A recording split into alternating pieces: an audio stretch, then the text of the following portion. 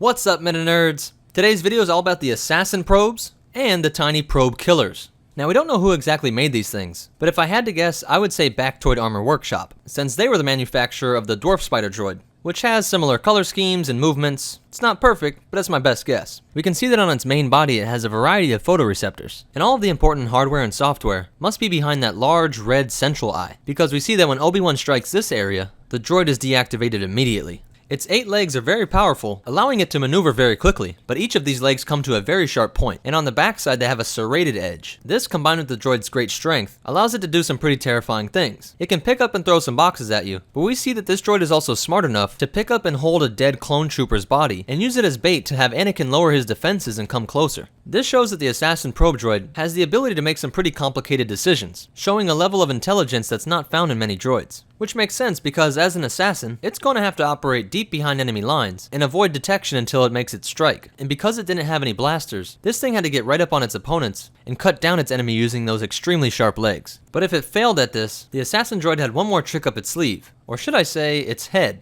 Because if the assassin probe droid was destroyed, circular chambers on top of the main body would release a swarm of these tiny probe killer droids. These are like baby versions of their monster mother, having only 6 legs and just one red photoreceptor eye. These didn't have any blasters either, so they would just run up at your neck and stab you with their little claws. These things have an interesting little quirk that Obi-Wan was able to take advantage of. He realized that these droids would never attack the person that programmed them, so Obi-Wan was able to use one of these droids that survived and watched as it tried to rip out the throats of everybody at the table, except for the traitor, Senator Tal Merrick. Sadly, that's all we know about these really awesome droids, as there isn't too much written about these guys or to be found online, and this is the only episode that they appeared on in the Clone Wars TV show.